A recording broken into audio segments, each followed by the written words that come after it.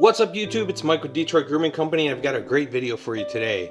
You're back in my kitchen again, and this time we're going to do something really cool. I'm going to make cheese for the first time ever.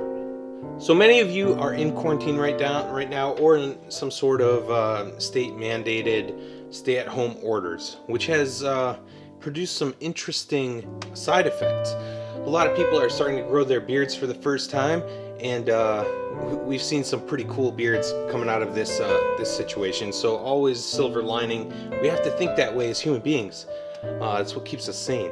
So a couple of things just to start off here. You need just a handful of things, and this process is very short.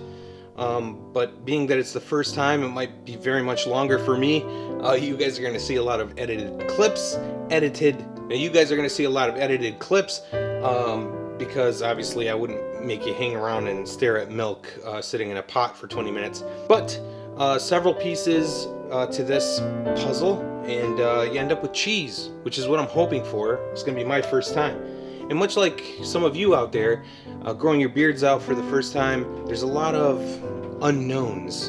And in those unknowns, it's just a lack of information, a lack of knowledge perhaps. But I want to let you know there are a lot of resources out there, tons and tons and tons of resources. The internet is so amazing. It's connected us all in many different ways. It's not just a place to share pictures of cats and pizza, but both are acceptable, and I recommend them. So learning anything for the first time, you might just stink up the place, okay? I'm gonna do my very best here. I've got a couple of ingredients that may or may not work well together.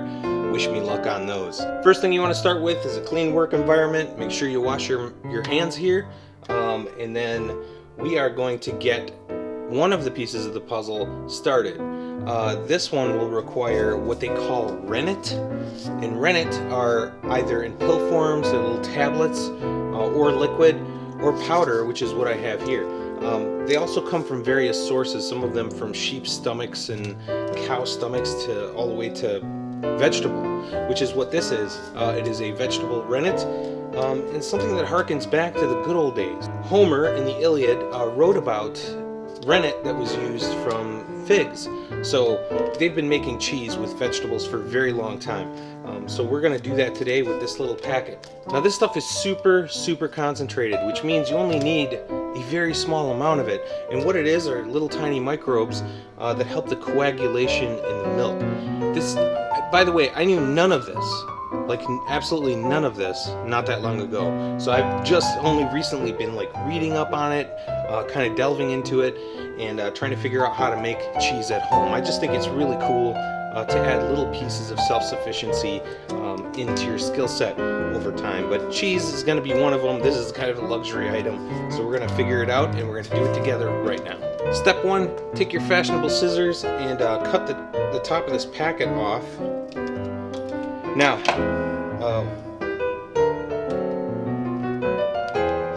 when I say you need very little of this, I truly mean it.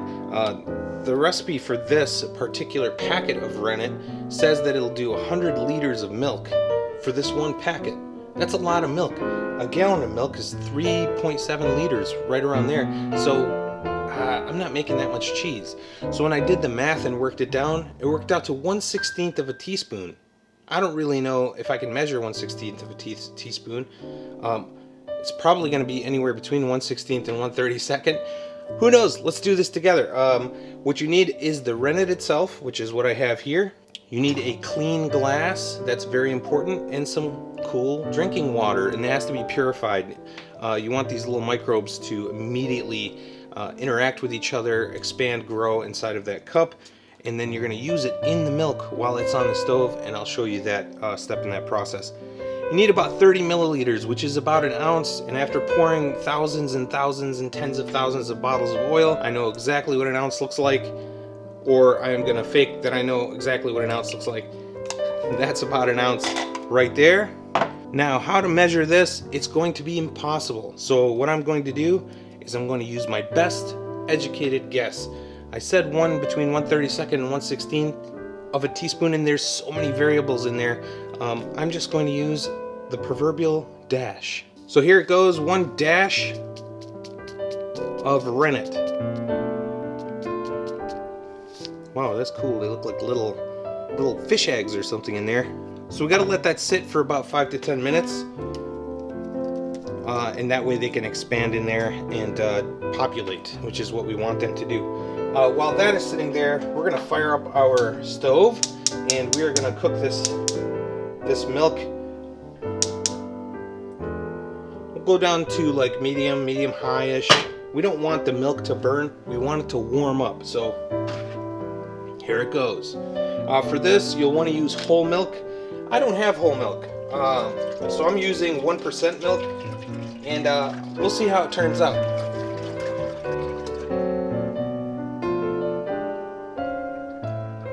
A whole kit and caboodle. All right, milk's cashed out. Now we'll move on to the next step of the process, which is just to let the milk heat up. You'll want to move it around every once in a while. I'm going to use a slotted spoon because later on, when we add the rennet, when it's time to add the rennet, we can only stir it for a few seconds, and you want them to pass through and mix in well. So we're going to use a slotted spoon for that. So while the milk heats up here, let's talk a little bit about starting something new. Anything new is going to be daunting. It's going to take practice. It's the first step into a really awesome adventure.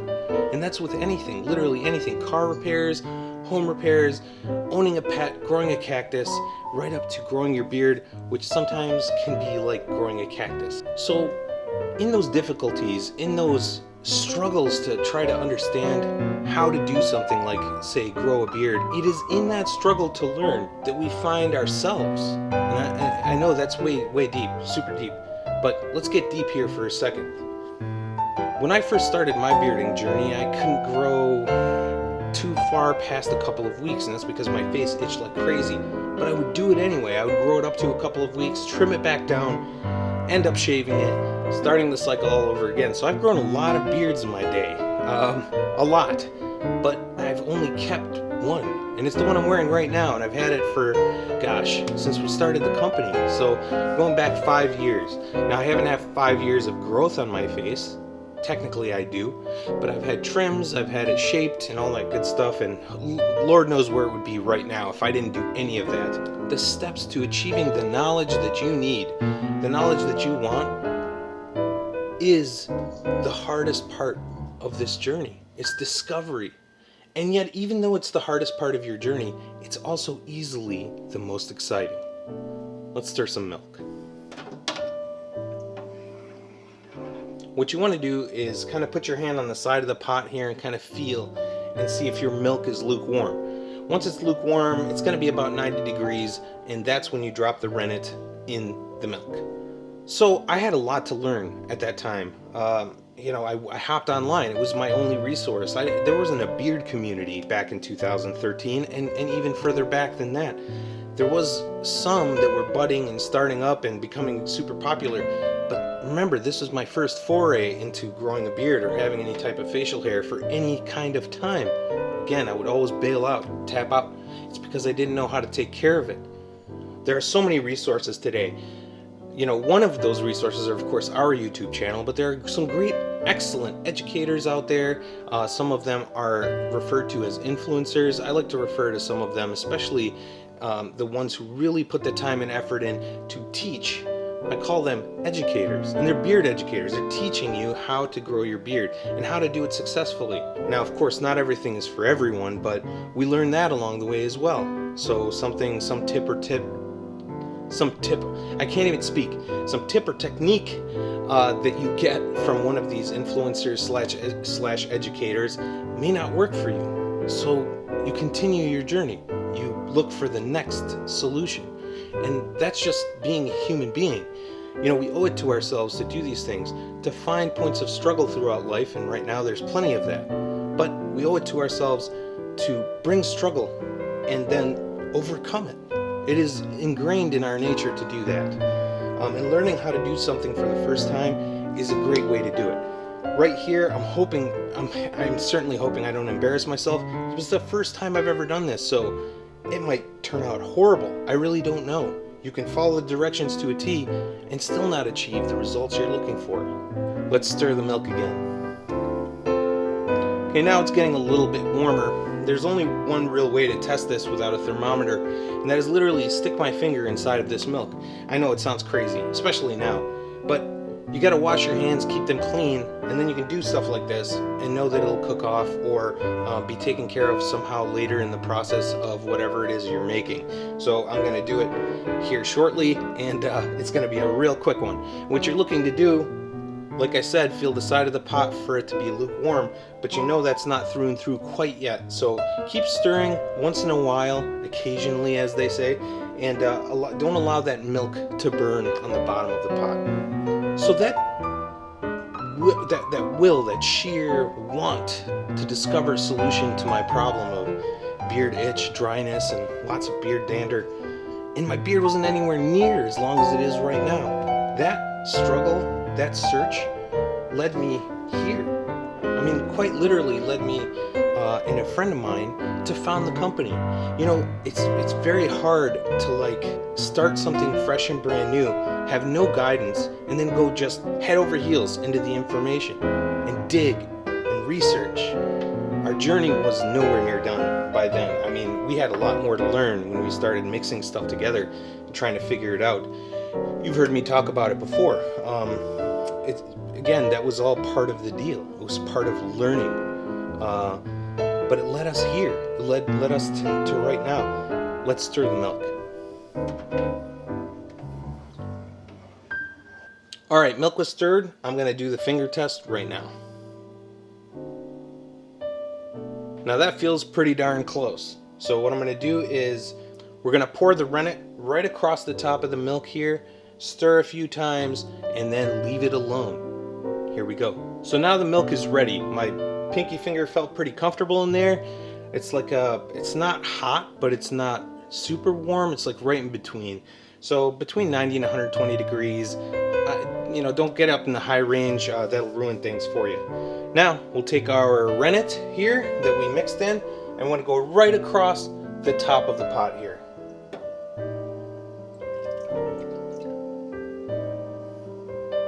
And now we'll stir. They want nice, even distribution, or at least that's what I've been told. That's it. So now we will let the milk rest here for about close to an hour or so, and we'll come back and check on it. All right. This will take you guys like 4 seconds, but I'll be here for like an hour. See you soon. See you soon. All right, you guys, it's been about an hour, and it's nice and set up. We'll take a look at it right now. I did want to mention, I totally forgot to say this, before you add the rennet and stir, make sure you turn the heat off. So here we are. Check this out. It sits right on top. So you can see it's like gelatinous, and if you pull back on it, you can see that it's coagulated nicely. It's actually looks pretty good right now. Next step, you want to use a knife, and you're going to basically slice through in cubes and then slice in at an angle. So what you're doing is you're allowing, because you're going to reheat it, you're allowing that heat to come through throughout the cheese itself. All right, here we go.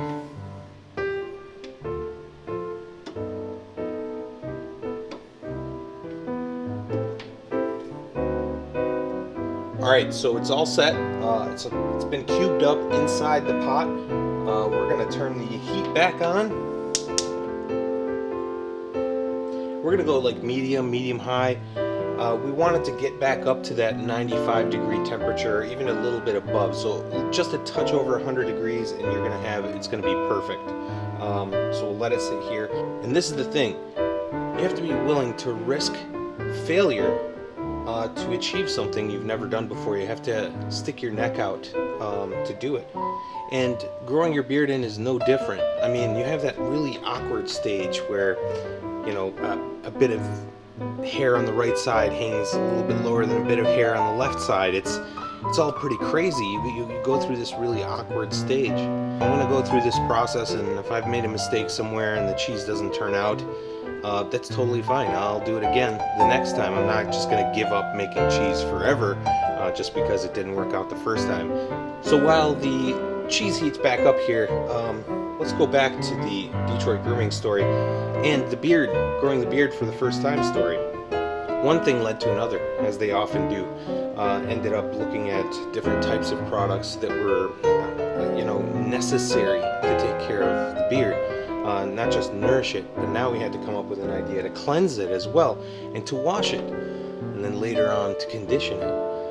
But just like the patience that's required to grow a beard, we had to spend that time learning to be patient and learning to understand that not everything we do is going to be perfect right out of the gate. As much as we want it to be, it's just not. So here in this quarantine, in this time that you have right now, if you're growing your beard out for the first time, I encourage you to keep it. Try it. Grow it out a little bit longer and see what it's like. You never know if you don't try. Alright, I've taken the cover off, and if we look inside, it's got a lot more separation, so I think we're good to go to remove it from the heat. The pot itself is a little bit hotter than it was when we were setting it up for the rennet. So let's get it off the heat, and I'll show you the next step. Next up, you're going to need a couple of items that I brought over here. You're going to need a strainer, like this one. You can use a collapsible one or a metal one, and something to hold the water in that you strain. And you'll want to strain this warm, as my mom says. You'll want to strain it a little bit warmer, so that ensures the binding of the cheese together. Now what I have here is your classic cheesecloth. I promise I didn't rip the curtains off the wall. We're going to lay that down right inside of here. Alright, now that we got that all set, we'll remove the cover off the pot here. I'll just lift this up just to kind of show you guys what it looks like. You can see it, it's kind of gelatinous. That's really cool. I can't wait to get this in the strainer. There it goes. Boy, that got messy real quick. Now from here, you want to assist in the straining. So you want to pick all this cheesecloth up and kind of fold it over onto itself. Hot tip, you don't want to get rid of the water. You want to get the water strained out of this, as much as possible. And then you're going to turn around and put it back in the pot, because that's going to be another step. So you'll see the water just seep right out of here. Alright, so once you've reached this point where it started to strain, it's really cool. You can actually see the curds in there. You got to get the water out. You got to get it to a semi-putty-like consistency. And that's going to require getting all this water out of here. But remember, don't throw the water away. You're going to put it back in the pot. So one thing that'll help you out, strain this thing, is weight. You got to use some weight. So I'll get something heavy and put it right on top here, and that should help press some of the water out as well. So here's what I'm going to use for weight. Some of the gallons of milk. These are perfect. I knew I could do it. Alright, so the cheese is completely strained right now. Reheat the whey curds, right? Fire it up. Fire. Now this time we want to get the whey really hot, like around, this time we want to get the whey really hot, like around 200 degrees. And then we will slice this guy up and then put him back in the whey to cook down for, a real short period of time. It'll go from this very stiff feeling cheese, hopefully, to something malleable, and I can mold it. That's what I'm looking for. That's what I'm looking to come out of this. But as of right now, it's cheese. Alright, so water boils around 212 degrees Fahrenheit. I had my wife Google it just to make sure. I don't have a thermometer, so I'm keeping my eye on the water, or the whey, I should say. So right around now, you're gonna see all these kind of tiny bubbles right on top, and we'll shut off the heat just before it starts boiling, and it'll be perfect. And then what we'll do, slice this into rectangles, and then put them in the solution after we shut the heat off. Put them in the whey, cover it for 45 minutes. See, a watched pot never boils, so it's a good idea to just stare at it for a really long time. Alright, now I think we're there. We're going to go ahead and slice this up. I'm going to keep it kind of heating up for right now, and I'm going to keep my eye on it while I slice this cheese. You're supposed to cut them I think into like little 4-inch, kind of 4-inch squares or so. Looks like we're there. So I'm gonna take the pot off the heat, and I'm gonna put this cheese inside of there for 45 minutes. Let's see what happens. This is so cool. You guys don't know how cool this is. You will when you make your own cheese, but this is so neat. I can't believe it. A gallon of milk turned into cheese. Hopefully it'll be edible on the other side of this process.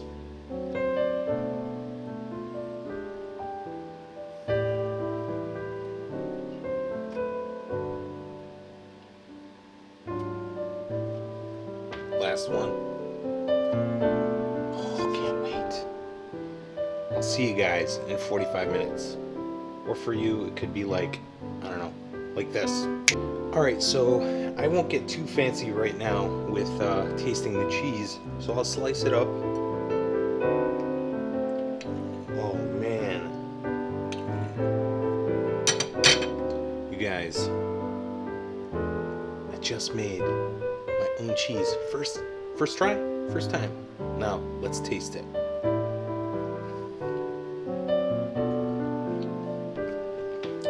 That is amazing.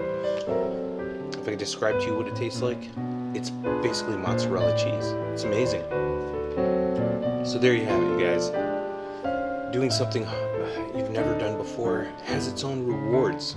Work hard at it, give it a try, and who knows, the first time you take that risk, it might be perfect.